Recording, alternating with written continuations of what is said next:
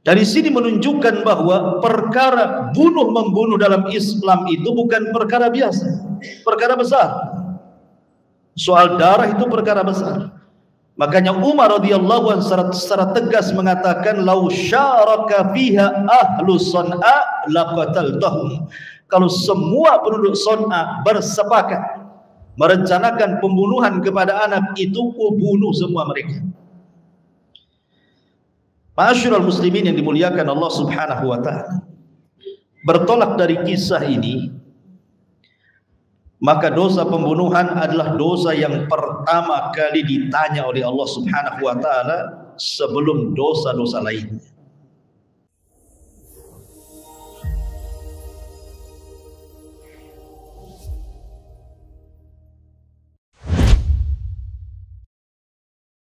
Bismillahirrahmanirrahim. Assalamualaikum warahmatullahi wabarakatuh. Alhamdulillah wassalatu wassalamu ala Rasulillah wa ala alihi wa sahbihi wa mawalah, wa la haula wa la quwwata illa billahi wa ba'du. Alhamdulillah, di malam hari ini kita bisa kembali duduk untuk bertolabul ilmi,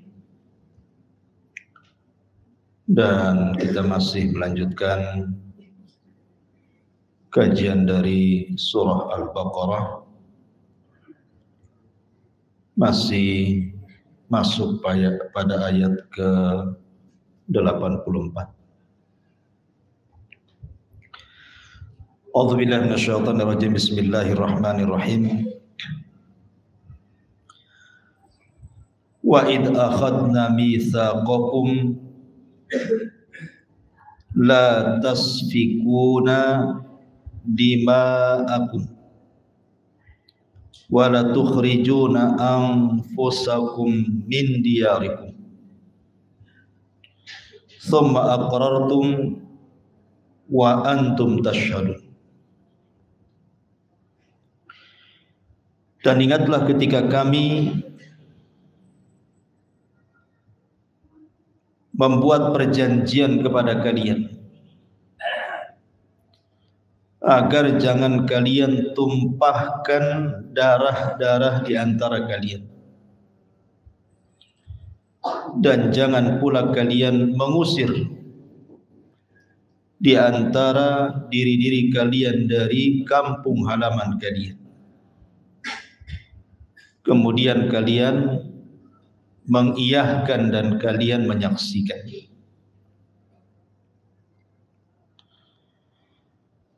Taib, ini diantara rangkaian daripada perjanjian Bani Israel kepada Nabi Allah Musa alaihi salatu wassalam, di mana sebelumnya kita sudah menjelaskan di antara rangkaian perjanjian mereka kepada Nabi Musa adalah di antaranya tauhid, birrul walidain, berbuat baik kepada kerabat, anak-anak yatim, kemudian fakir miskin, kemudian mengucapkan kalimat santun, kemudian melaksanakan salat zakat. Dan ini bagian dari perjanjian adalah la tasfikuna dima'akum, jangan kalian saling menumpahkan darah di antara kalian. Ma'asyiral muslimin yang dimuliakan Allah Subhanahu wa taala, urusan darah ini adalah urusan yang sangat besar pada semua agama, bukan hanya Islam saja. Semua agama memperhatikan soal darah, atau dengan kata lain pembunuhan. Tidak ada satupun agama yang membolehkan seseorang melakukan pembunuhan kecuali ada alasan yang jelas. Sebelum saya menjelaskan betapa bahayanya membunuh jiwa di dalam Islam, saya akan berkisah satu kisah menarik. Kisah ini terjadi di zaman Umar ibn al-Khattab radhiyallahu anhu. Kisah ini disebutkan oleh Imam Al-Baihaqi dengan sanad yang jayyid dari Jarir ibn Hazim, dan juga disebutkan oleh Abdul Razzaq As-San'ani dalam Musannafnya. Kejadian peristiwa ini terjadi di Son'ayah. Jadi ada seorang wanita yang menikah dengan seorang laki-laki, dan laki-laki ini punya anak bawaan. Kemudian laki-laki ini, suaminya, pergi jauh untuk mencari ma'isyah, mencari penghidupan, karena di desanya sulit mencari pekerjaan. Dia pun kemudian safar ke daerah lain. Karena safarnya lama, sehingga istrinya ini kesepian. Qadarullah, kemudian wanita ini tidak bisa menjaga kesuciannya. Dia pun kemudian berzinah dengan seorang laki-laki tetangganya.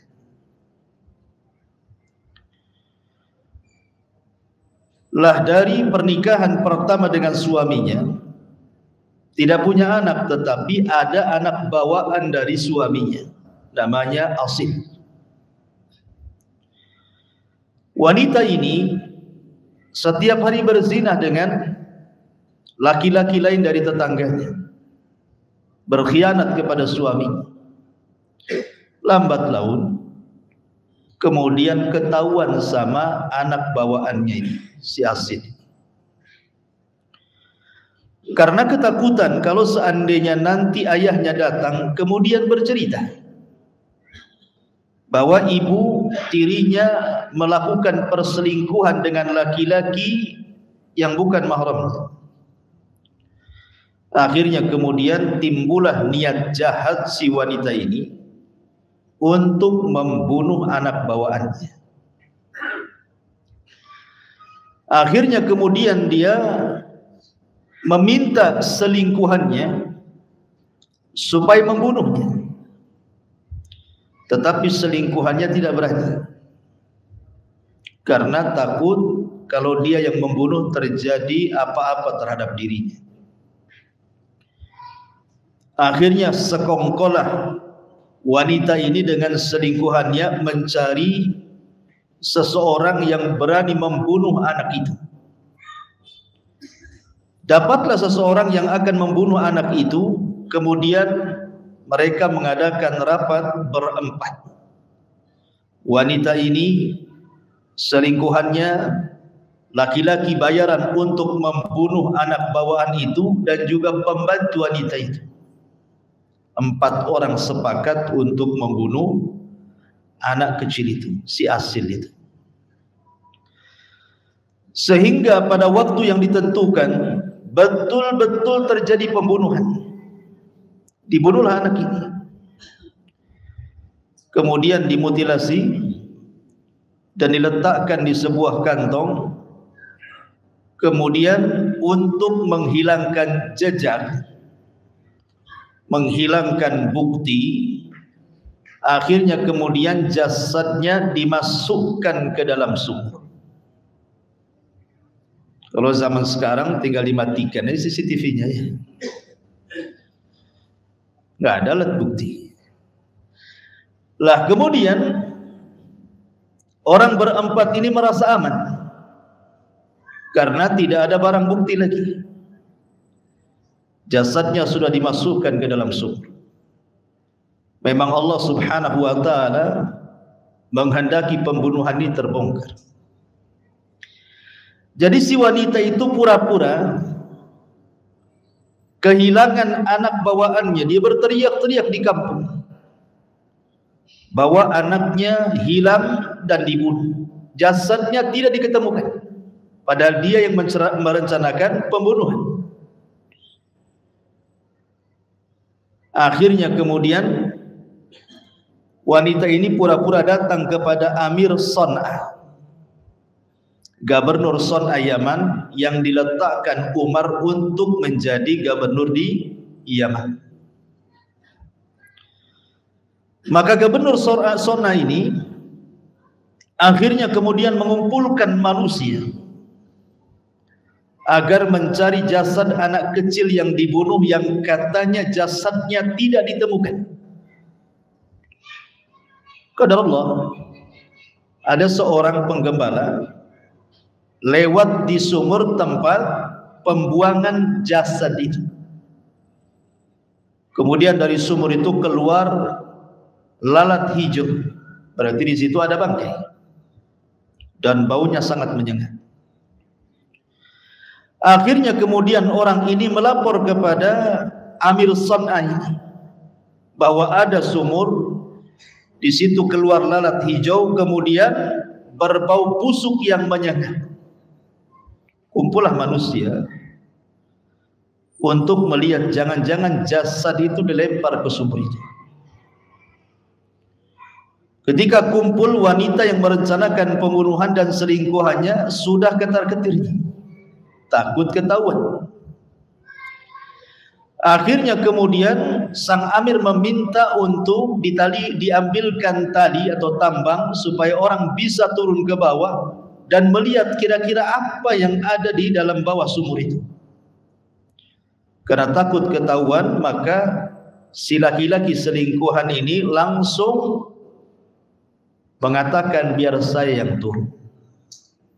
Turunlah dia ke sumur tadi.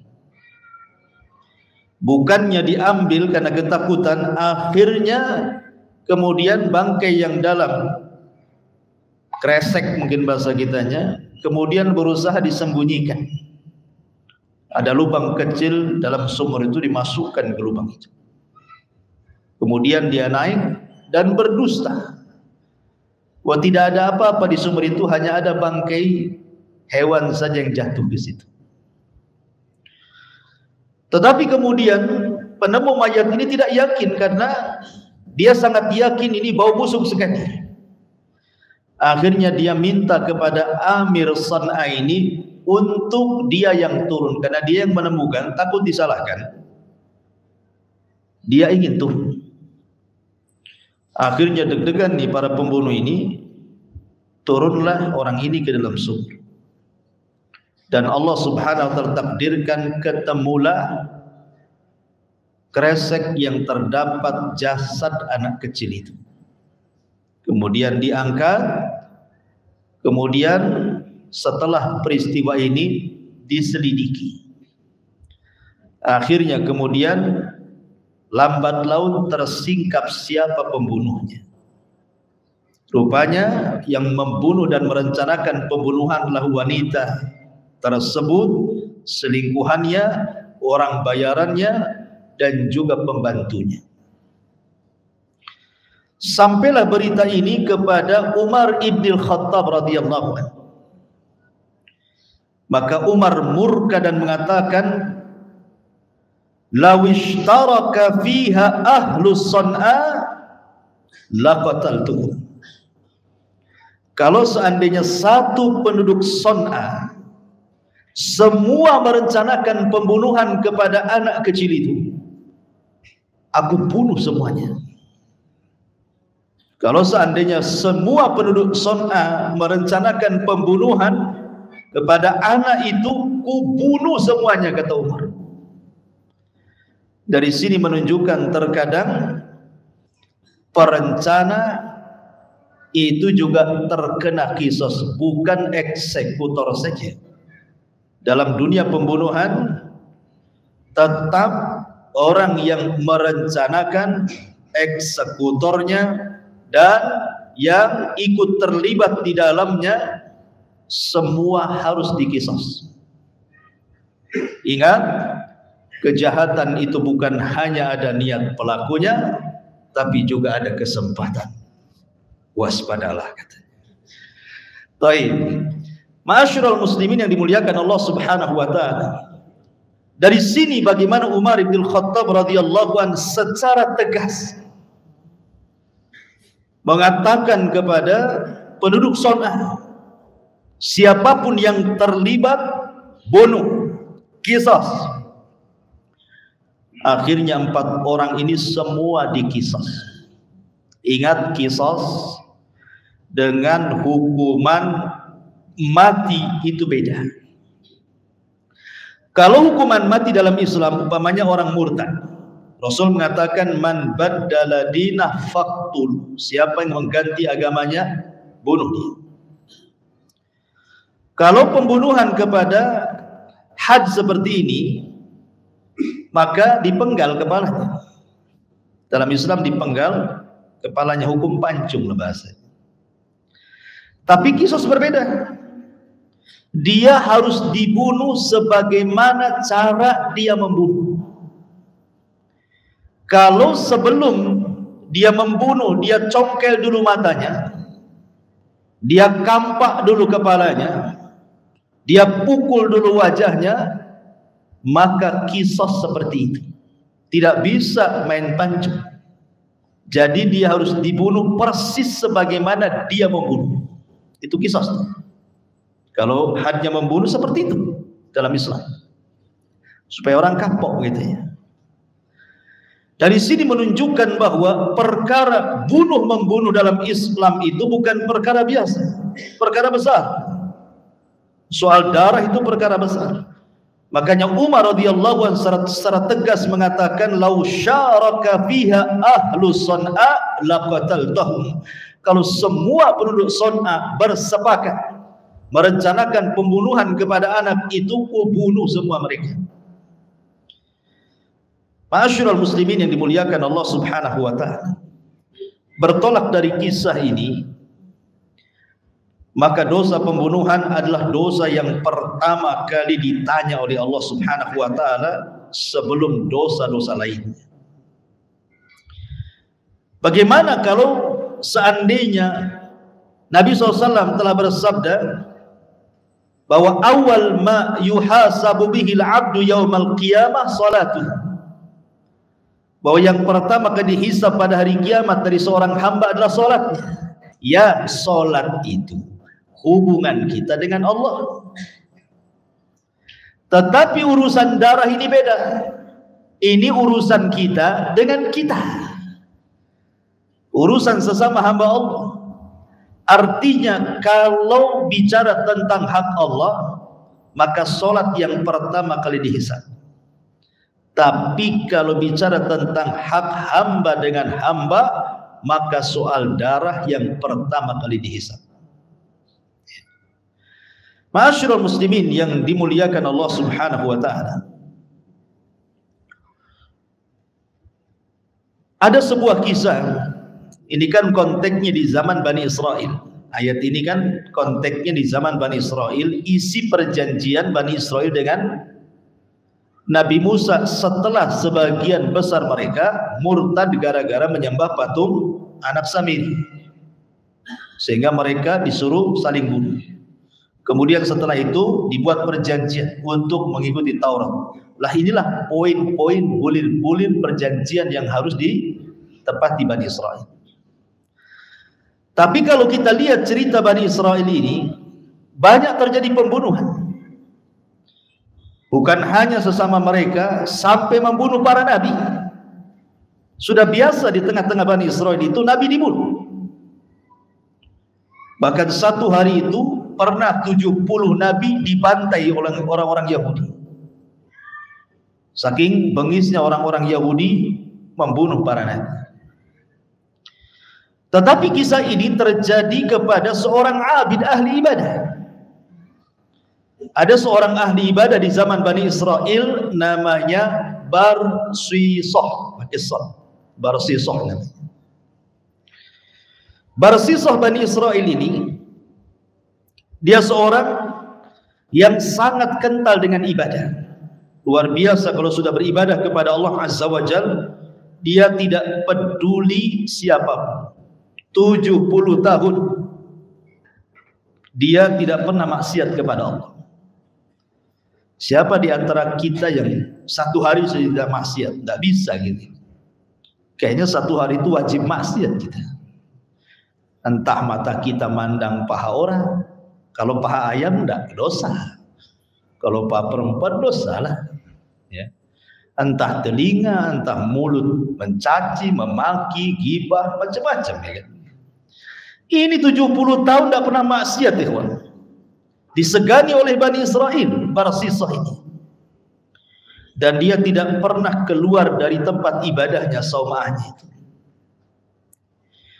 Bahkan suatu ketika setan ini pernah berkumpul mengadakan rapat untuk menggoda Barsisah. Bahkan iblis turun tangan untuk berusaha menyesatkan Barsisah, tidak bisa juga. Hebatnya Barsisah ini, iblis turun tangan tidak tergoda, karena dia betul-betul orangnya takwa, wara, saleh, dan begitu seterusnya.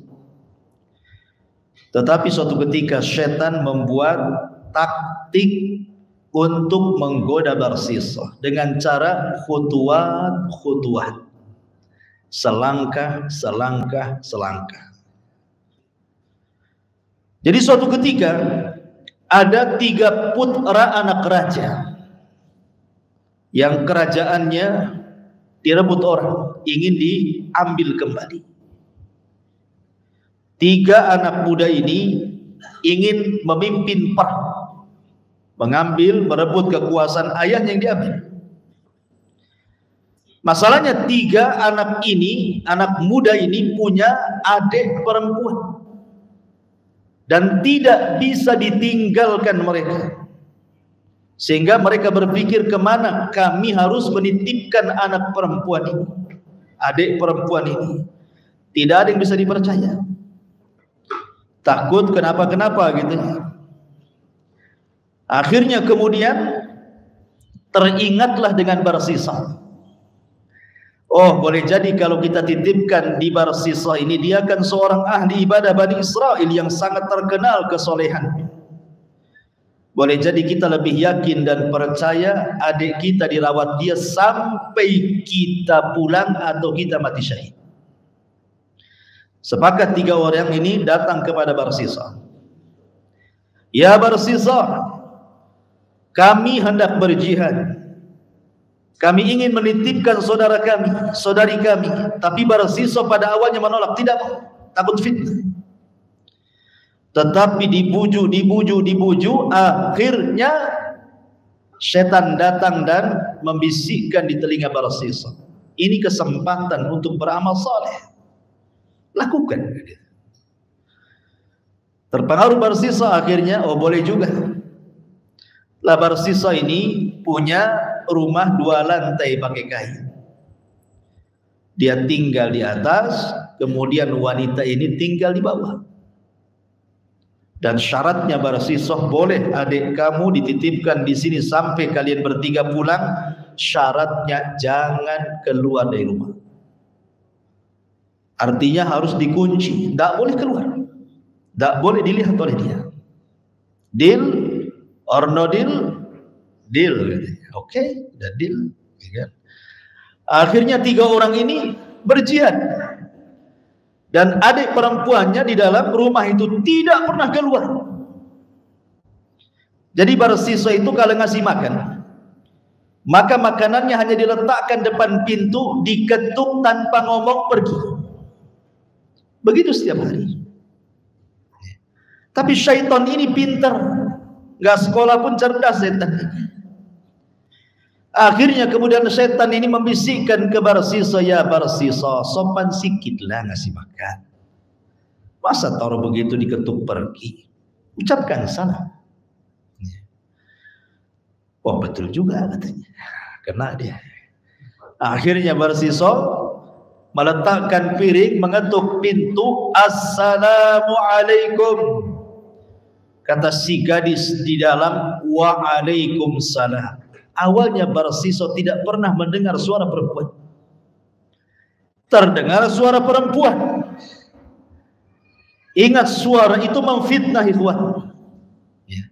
Dulu ada penyiar radio, kalau dengar radio itu indah suaranya, nampaknya cantik. Rupanya pas ketemu nggak jelas mukanya. Berarti menang suara nggak menang muka, gitu ya. Tapi kan memfitnah suara itu. Akhirnya kemudian Barsiso berusaha menghilangkan waswas syaitan.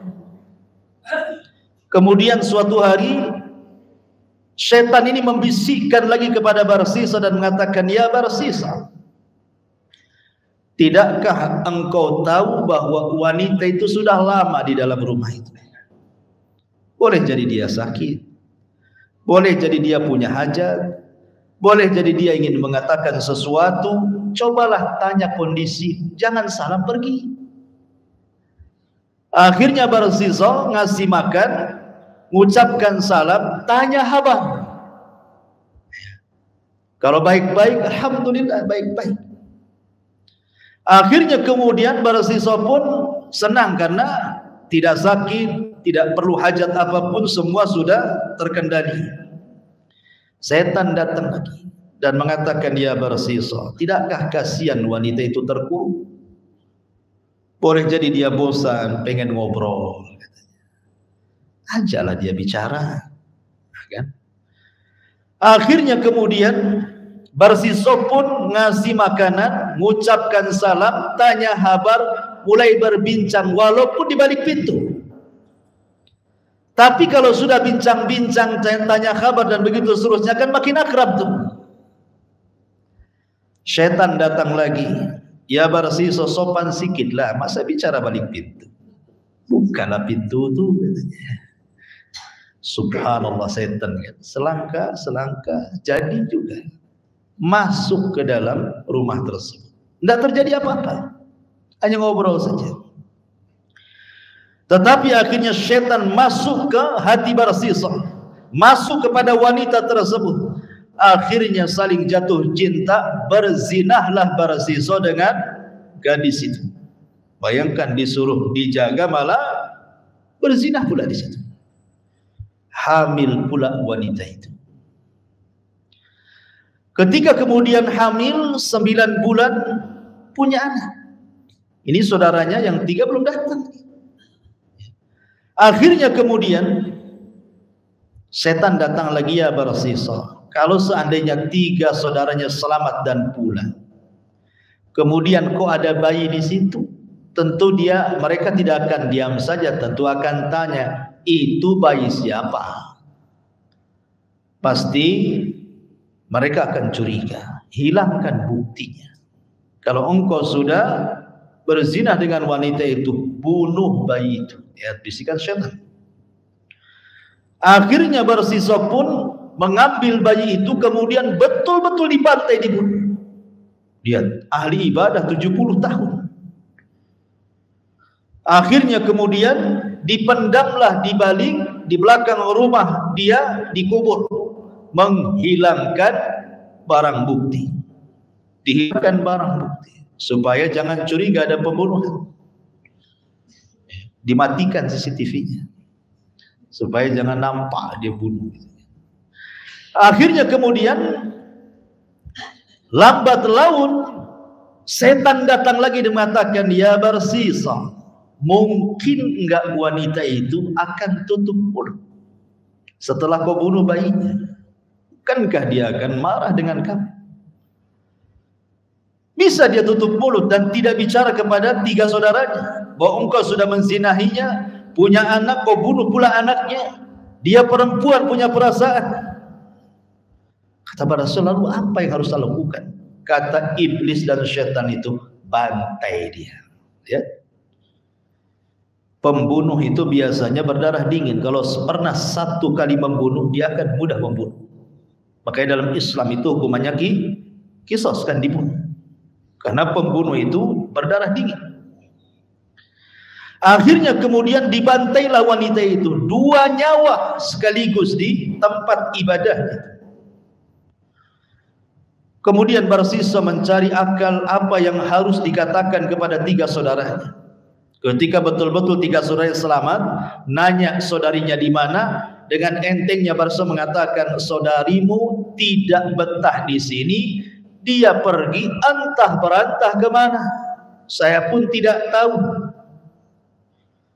Karena yang ngomong Barsisa, ahli ibadah, disegani Bani Israel, tidak pernah keluar dari saumaahnya. Percaya saja 3 orang ini. Dengan menyesalnya 3 orang ini kenapa meninggalkan adiknya sehingga sekarang hilang adiknya. Mencari kemana? Akhirnya kemudian ketika tertidur 3 orang ini, syaitan datanglah ke 3 orang ini. Kemudian masuk ke mimpinya. Masing-masing mimpinya ada kemiripan. Diberikan bisikan bahwa saudarinya itu dibunuh Barsisa. Akhirnya kemudian ketika terjaga 3 saudara ini saling menceritakan mimpinya. Kok 3-tiganya sama mimpinya? Curigalah kepada Barsisa. Mulai mereka berkemas mengambil pedangnya, kemudian kembali menuju tempat ibadahnya Barsisa. Sebelum kemudian 3 orang ini sampai ke tempat Barsisa ini, iblis sudah duluan sampai di tempat Barsisa dan mengatakan, ya Barsisa, 3 saudara dari wanita yang kau zinahi, kau bunuh dan anaknya kau bantai itu sudah tahu kau pembunuhnya, dan mereka datang hendak membunuh. Kata Barsisa, lalu apa solusinya? Kata syaitan, saya punya solusi. Manjur, kau akan selamat. Caranya apa? Saya akan kasih tahu caranya. Tapi tolong kau sujud dulu kepadaku. Kalau kau sujud kepadaku, kau kasih tahu. Akhirnya sujudlah Barsisa kepada iblis. Ketika dia sujud, datang pula 3 orang ini. Dibantailah Barsisa saat sujud kepada iblis. Dari sini turun ayat surat Al-Hasyr ayat 16-17 menceritakan tentang Barsisa. Kamathali syaitan idh qala lil insani kfur falamma kafara qala inni bari'um minka inni akhafullah rabbal alamin. Fakana akibatahuma annahuma finnari khalidina fiha wa dzalika jazaa'u zalimin. Seperti permisalan syaitan. Syaitan berkata kepada manusia, kufur kamu, sujud kamu kepadaku. Ketika betul-betul orang ini sujud kepada syaitan dan kufur, kemudian dibunuh, maka syaitan langsung lari dan mengatakan, inni bari'um mink. Sekarang urusanmu dengan 3 orang ini, saya gak ikut campur, katanya. Akhirnya syaitan pun pergi dan mengatakan, saya takut kepada Allah. Syaitan yang takut sama Allah. Rabbal alamin, pemilik Rabb alam semesta. Fakana akibatahuma, maka apa yang terjadi akibat keduanya, syaitan dan pembunuh ini akan dimasukkan ke dalam neraka dan dikekalkan di dalamnya, dan itulah balasan bagi orang-orang yang zalim. Begitulah pembunuhan. Dalam Islam sendiri, dosa bunuh itu bukan dosa kecil, dosa besar. Sampai-sampai Allah Subhanahu wa taala kemudian menyertakan dosa bunuh itu berturut-turut dengan dosa besar lainnya. Pertama syirik, kedua membunuh, ketiga berzina. Berturut-turut disebut satu nafas. Allah mengatakan, walladzina la yad'una ma'allahi ilahan akhar wa la yaqtuluna nafsal lati harramallahu illa bil haqq wa la yaznun. Dan orang-orang yang tidak menyekutukan bersama Allah selainnya, dan orang-orang yang tidak pernah membunuh jiwa yang Allah haramkan kecuali dengan kebenaran, dan orang-orang yang tidak berzina. Lihat 3 dosa beruntun: syirik, membunuh, berzina. Kenapa berzina disebutkan setelah pembunuhan? Karena umumnya zina ini mengantarkan kepada pembunuhan.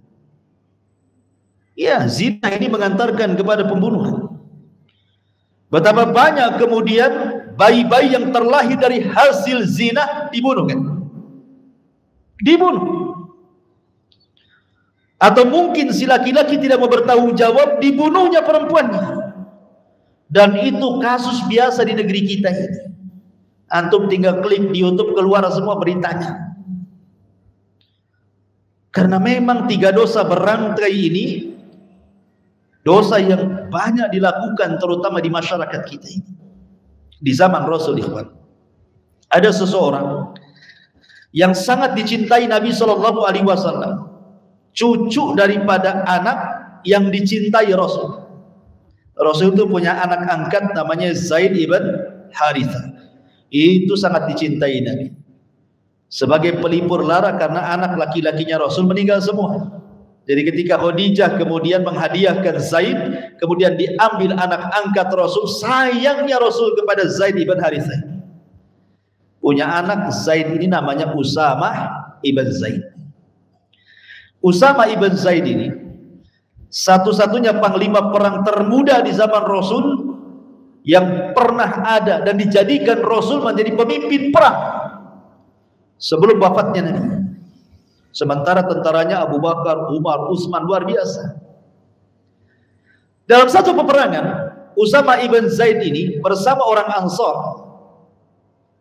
menyerbu musuh dan musuhnya kocar-kacir, lari tunggang langgang. Rupanya ada satu orang musyrik ditinggal kawan-kawannya, dia pun kabur, dikejar sama Usamah dan satu Ansar ini. Ketika sudah kepepet, mungkin masuk gang buntu, tak bisa keluar. Tiba-tiba majulah sahabat Ansar dan hendak menebas, tiba-tiba hampir tebasan itu kena, mengucap syahadat pula dia, asyhadu an la ilaha illallah. Tak jadilah orang Ansar memenggal kepalanya, disarungkan kembali pedangnya, pergi dia. Usamah bin Zaid ini melihat kenapa tak jadi, dia langsung mendekati, kemudian dicabut pedangnya. Tiba-tiba dia mengucapkan kalimat yang sama, asyhadu an la ilaha illallah, tapi tetap Usamah menusuknya, mati orang ini. Kabar ini sampai kepada Nabi. Kemudian Rasul mengatakan, ya Usamah, aqatalta man qala la ilaha illallah. Hai Usamah, berani-beraninya kau mau membunuh orang yang sudah mengucapkan kalimat la ilaha illallah? Kata Usamah, ya Rasulullah, dia takut pedangku, karena sudah kepepet masalahnya. Dia mengucap kalimat itu karena takut pedangku. Maka Rasul mengatakan, tidak wahai Usamah, kau belum pernah membelah dadanya sehingga kau tahu apa isinya. Ya Usamah, apa yang akan dilakukan dengan la ilaha illallah pada hari kiamat apabila dia datang kepadamu dan mengatakan, ya Usamah, kenapa kau membunuh orang yang mengucapkan kalimat la ilaha illallah?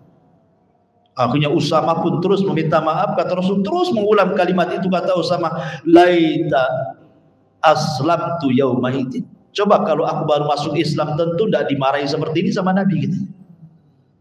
Tapi dari sini menunjukkan orang yang dibunuh Usamah ini tidak pernah sholat, tidak pernah puasa, tidak pernah baca Quran, tidak pernah ibadah. Ketika mau ditusuk baca syahadat, mati. Itu dikatakan muslim sama Nabi SAW, sampai-sampai Nabi SAW menganggap darahnya punya kehormatan, sampai marah sama Usamah kan. Bayangkan, kenapa? Karena Rasulullah SAW tahu tentang karamah manusia, bahwa Allah memuliakan manusia, jasadnya itu mulia manusia. Walaupun dia orang kafir, tidak sembarang kita membunuh orang kafir kecuali kalau mereka mengangkat senjata. Ya, kalau mereka mengangkat senjata dan isya sudah datang, ya berarti sudah selesai kajian. Insyaallah kita lanjutkan di lain kesempatan. Subhanallah bihamdika, asyhadu an la ilaha illa anta, astaghfiruka wa atubu ilaik. Allah taala. Assalamualaikum warahmatullahi wabarakatuh.